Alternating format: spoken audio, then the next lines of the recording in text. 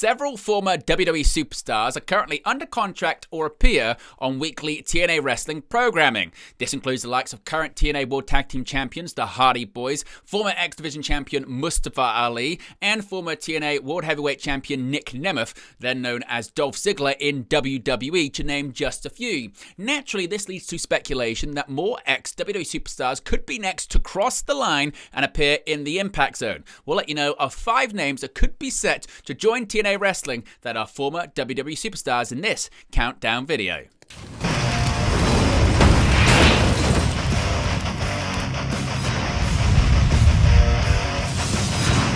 Hey guys, welcome back to Wrestling News 365. Hope everyone is doing very well. As always, there are plenty of stories to get into in the world of professional wrestling. Before we get into today's countdown video, a reminder, you can see it right there. We are less than 200 subscribers away from 21,000 subscribers. Yes, just under 200 to go till we reach 21k in subs. So if you haven't already, be sure to subscribe and join the ever-expanding WNU, that being the Wrestle News universe. Whilst you're joining us, you can also join the WN365 roster.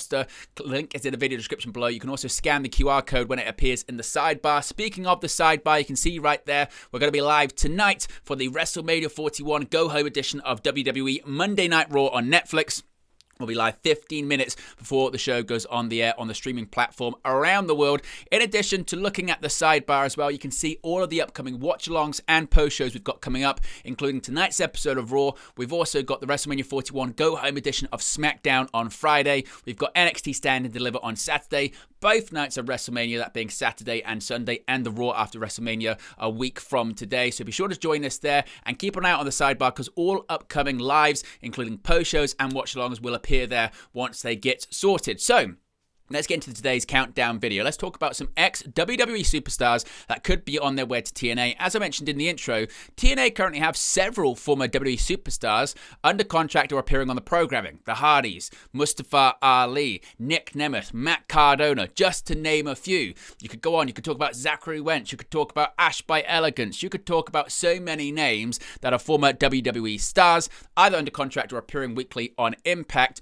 But could there be more to come in the future? Let's begin with Raj Desi, that being the former WWE champion Jinder Mahal. Now, Jinder Mahal, again, as I just said there, former WWE champion, something you can never take away from him, despite many saying it was a very underwhelming WWE championship reign. Now, Jinder Mahal has had a very interesting relationship with WWE, hasn't he? Whether it's coming in initially as a family member of the Great Khali, then getting released after being in 3MB, working his way back to WWE in 2016, then just a year later becoming a WWE champion on SmackDown during a time of the brand split, getting a mega push, holding the championship for a while, defeating the likes of Shinsuke Nakamura and others before eventually dropping the championship to AJ Styles. And then after that, injuries and other things played an issue, and he just never really got those heights again, did he? In 2024, it was an interesting year for Jinder Mahal because he shared a promo segment with The Rock on the Day 1 edition of Raw. In addition to that, several days later, he confronted World Heavyweight Champion Seth Rollins on Raw. This led to a match for the World Heavyweight Championship in January, which of course was a big social media online thing with AEW, with the AEW president and CEO Tony Khan. But really, after Mahal lost to Seth Rollins on WWE programming, we barely saw him again. We saw him on the WrestleMania edition of SmackDown, which was the Go Home episode of the show before WrestleMania 40. He competed in the Andre the Giant Memorial Battle Royal, and that was actually his final appearance with the company. In April, around a year ago today, Mahal was released from WWE, ending his second tenure with the company. Now, since then, we've seen him make appearances on the indie. He's made appearances for Game Changer Wrestling, GCW. He actually made an appearance on Night 1 of Maple Leaf Pro Wrestling's Forged in Excellence events. He could be doing, I guess, work with them. Maple Leaf Pro Wrestling are looking to lock people down to exclusive deals. I don't know if Jinder Mahal is going to be one of them, but you do think he would be an actual fit, certainly in TNA Wrestling, and given his status as a former WWE champion, he could go certainly straight in to the main event scene in TNA Wrestling. Why not? You've got credibility, you've got name power. You've also got those two right there, the Bollywood boys. They're still on the free agency list as well, so they could come in as a faction, or it could just come in as a single star. You could certainly picture him doing work and doing, as I mentioned, good business when it comes to TNA wrestling. So certainly you feel like it's inevitable at some point we will see Jinder Mahal inside of a TNA wrestling ring, and indeed he will cross the line. Now, he is a native of Canada, of course. TNA wrestling is owned by Anthem, which of course is a Canadian-based company, which of course is significant. That's probably why he was competing for Maple Leaf Pro Wrestling. So Jinder Mahal, certainly someone that I think in the future could find his way to TNA. Next up, Trevor Lee, formerly known as Cameron Grimes in WWE. And of course, he's got so much history with TNA/Impact Wrestling. He is a former 3-time TNA/Impact X Division champion. He's a former TNA World Tag Team champion with Brian Myers. He had a long period of time with TNA Wrestling, was with the company from 2015 to 2017.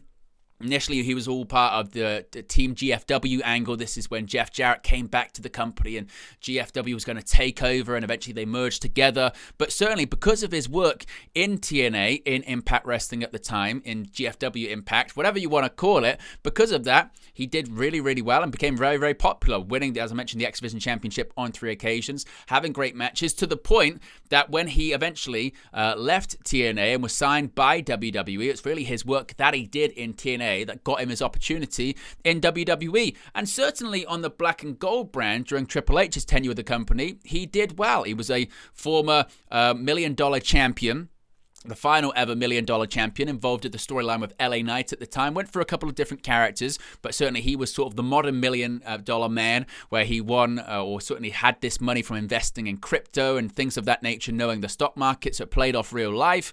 In addition to that, he became an NXT North American champion. So because of his success on the NXT brand, many people thought, right, he's going to transition to the main roster and he's going to do well.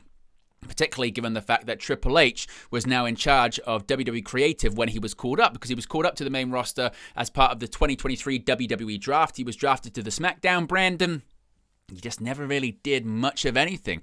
Only had a couple of matches, didn't really do all that much. Eventually, he returned to NXT in November of the same year. He was competing in a number 1 contendership match for the North American Championship at Deadline, but he lost. And on the April 12th, 2024 episode of SmackDown, he lost to Bron Breakker in his final match, and he was released from his contract just 11 days later. So certainly his run on the main roster just never really happened. As for why, you can get into rumors about Vince McMahon was kind of back in the fold at that point, running things creatively from a remote position. Maybe he wasn't a fan of Cameron Grimes at the time. Grimes had got himself into the best shape of his career, and appearing back on NXT, thought, or maybe he at least will get an opportunity to wrestle back in NXT, and it just never really happened for him. Now, since he has left the company, he has made appearances for Major League Wrestling on occasion, but you think that maybe it could be the best for him to go back home, go back to the place that really put him on the map, that being TNA Wrestling, go back to the place where he won championships multiple times, and go back to a place where his body of work is respected and they can show just truly what a fantastic pro wrestler he is. So Trevor Lee, Cameron Grimes going back to TNA feels inevitable at some point, doesn't it?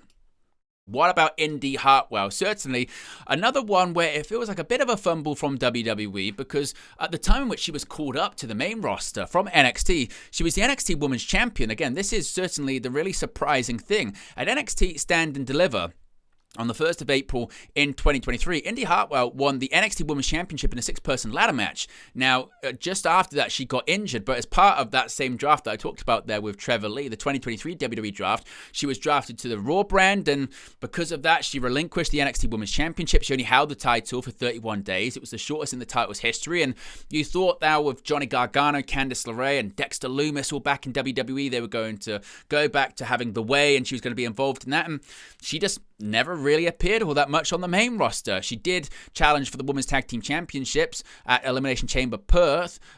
During the draft, she was drafted to SmackDown the following year, but Once again, never really appeared all that much on TV, and in November of 2024, she was released from the company. Her last match with WWE was a tag team match with Candice LeRae, losing against Bayley and Naomi on SmackDown. It was taped on the 25th of October and actually aired on the day of her release. Since she has been released from WWE, we've seen her do a couple of indie matches.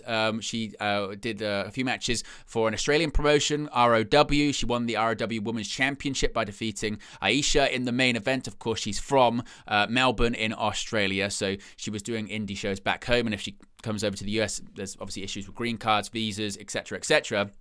But she also has recently made her debut for House of Glory, HOG, at the City of Dreams event. She lost to current AEW TBS champion and former WWE superstar Mercedes Moné, also known as Sasha Banks. So she has been doing select indie matches, not a ton, but you feel like given the fact that she hasn't really appeared for many promotions outside of WWE, she could come in, and given her talent, given the fact that she was a champion and a featured player during her tenure on NXT, she absolutely could be a massive feature in the Knockouts division, maybe even win the Knockouts Championship. You'd like to see her face off against the likes of Masa Slamovich, against the likes of Ash by Elegance, against the likes of Alicia Edwards, or against the likes of Tessa Blanchard, Xia Brookside, Tasha Steeles. There are certainly names there that TNA wrestling fans would like to see Indy Hartwell involved in. And of course, when it also comes to the Knockouts division, and frankly any division in TNA wrestling, there's always this need to replace talent, because eventually they are going to leave and maybe go to WWE, go to AEW, like several talents have. So there needs to be this pipeline of talent they continue to bring in and build around. And you feel like Indy Hartwell certainly could be one of the names they could continue to build the Knockouts division around in the future. Could we see the Good Brothers return to TNA wrestling? Well, the Good Brothers, it's been such a strange period of time for them, hasn't it, over the last 4 or 5 years? And the reason I say that is because in 2019, this is really where you have to sort of go all the way back to. In 2019, their contracts were up with WWE. And so was AJ Styles at the time, and there was this discussion about them leaving WWE, going to AEW. Of course, AEW had just been founded at the time, and of course, given their links to the likes of the Young Bucks, Kenny Omega, Cody Rhodes, there was this feeling that they could leave WWE and go to this startup promotion. Triple H, Vince McMahon tried everything they could, and eventually they got the Good Brothers to re-sign for 5 more years. Same with AJ Styles. And then just a few months later, once the COVID-19 pandemic hit in April, they were released from WWE, and they weren't happy with the likes of Paul Heyman, Triple H, and others for being let go just after they had signed. Now, many people thought after they left WWE, well, they're going to go to AEW. Again, for the same reasons. The Young Bucks are there. Cody Rhodes at the time was still there. Several names they'd worked with in the past, they were there. There was this working relationship between AEW and New Japan Pro Wrestling. They're going to go to AEW. Well, it surprised some people when, in July of 2020, it was announced that Gallows and Anderson had signed 2-year contracts with Impact Wrestling, and they would be appearing at Slammiversary. They made the debut at the event, known as the Good Brothers, and they had a very successful run with the company for 2 years. During their time there, they won the Impact World Tag Team Championship 3 times. They won Impact year-end awards with the likes of the Magic Killer, Moment of the Year, Tag Team of the Year, and again had a successful run to the point that they also made appearances with AEW. They made their appearance in 2021, first appearance in AEW. They were part of the faction with Kenny Omega and the Young Bucks. They were like the super elite at the time, but they were only there for, a short period of time, not super long. They also made appearances for New Japan Pro Wrestling as part of a relationship that New Japan had with Impact Wrestling at the time too. In fact, Carl Anderson won the Never Openweight Championship during his stints with New Japan Pro Wrestling, and they were seen as such a valuable commodity that when Triple H took control of creative in WWE in 2022, one of the first names that he brought back was the Good Brothers, and they reunited with AJ Styles as the OC, and AJ Styles feuded at the time with the Judgment Day, and then we just never really saw him do anything. During the 2023 WWE Draft, they were drafted to SmackDown.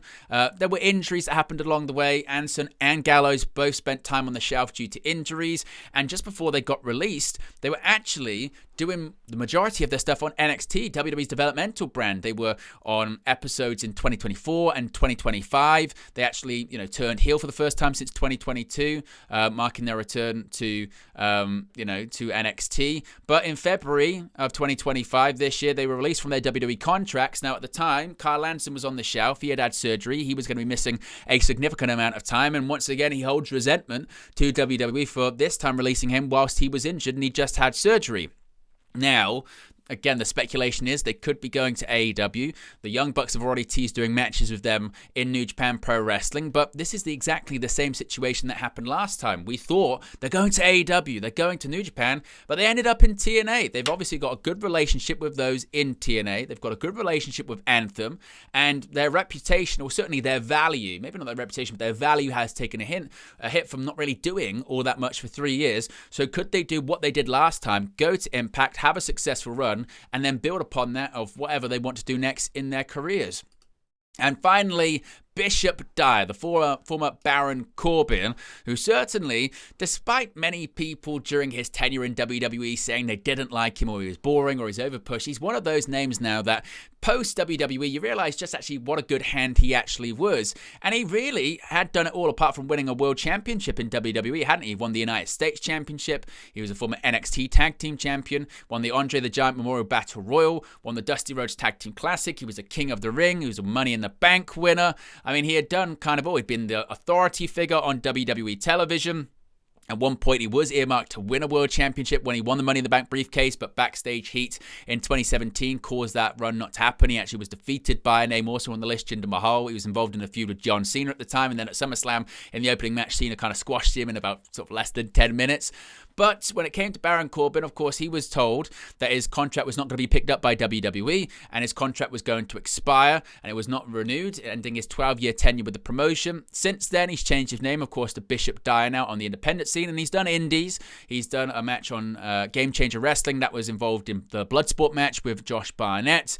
He'd also revealed that his new name would be Bishop Dyer, and he'd have the moniker of Nomad to pay tribute to his Lone Wolf character in WWE. He's done an appearance for Maple Leaf Pro Wrestling on Night 1 of Mayhem.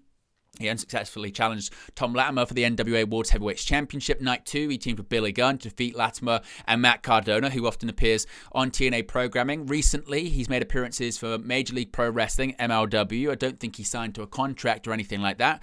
But Baron Corbin's one of those names that, again, because he was pushed very heavy for a long time in WWE, and for whatever reason it didn't work out, but he was given a lot of bad creative, and with his bad creative, he always tried to make it work, and he always did just that. Whether it was Sad Bum Corbin, which he wanted to carry on for a lot longer, whether it's going to NXT and forming a tag team with Bron Breakker, he really gave everything, and he was almost too good of a hand for his own good that he was just given bad creative and had to try and make it work.